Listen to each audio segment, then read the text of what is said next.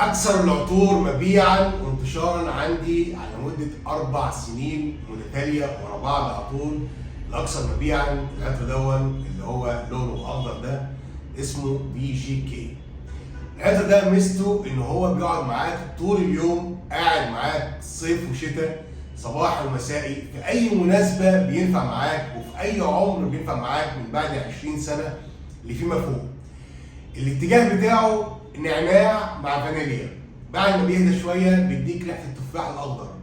عطر جميل جدا، فريش، صيفي وشتوي، ينفع معاك في كل المناسبات. العطر ده لما بيجي لي حد، والحد ده يكون مثلا شخص يكون مثلا زهق بقى من بره من كتر ما الناس ضحكوا عليه، او مجرب عطور مثلا بتقعد معاه شويه بسيطه كده وبتختفي، او ايا كان بقى يعني المشاكل اللي بتقابل العملاء بتوعنا مع الناس اللي هي ما بتراعيش ربنا شويه في شغلها. يعني اول ما بيجي لي بيقول لي الكلمتين دول، اول عطر بستخدمه له بيكون بي جي كي. بعد كده جرب اي عطر تاني يقول لي لا لا لا خلينا في الاولاني دون اللي هو العطر الاخضر دون.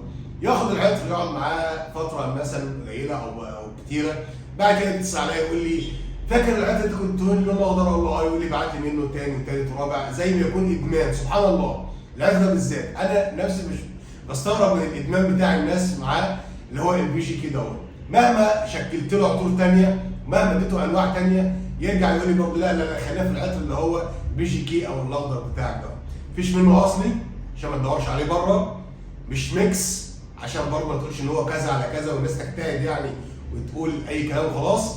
لا، هو زيت خام، الزيت نفسه اصلي، لكن مفيش ازازه بتاعته اوريجينال موجوده في اي مكان في العالم كله. هو بي جي كي، ريحه النعناع والفانيليا، عشان الناس اللي بتقول لك يعني ايه طب هو الاتجاه بتاعه ايه، او هو اول ما بترش العطر بيديني ايه. سعره مناسب جدا، مناسب كل الاعمار، مناسب كل المستويات. بس لو عندك حاسه الشم بتاعتك مثلا بتتعبك، او عندك لا قدر الله ولا حاجه مثلا مشكله في حاسه الشم، حساسيه او حاجه، طبعا ما تستخدموش لانه عطر فواح جدا وقوي جدا، ما انصحكش بيه. لكن بالنسبه للناس بقى بتحب العطور اللي هي الفواحه شديده، توكل على الله وجربه، صدقني هتدعي لي. ممكن ما تلاقوش بره غير عندي، بس جربه مره واحده بس، ولو هعملها خصم بحيث انك تجربه. يهمني يكون في كل بيت في مصر في العطر دوت بي جي كي. والسلام عليكم ورحمه الله وبركاته.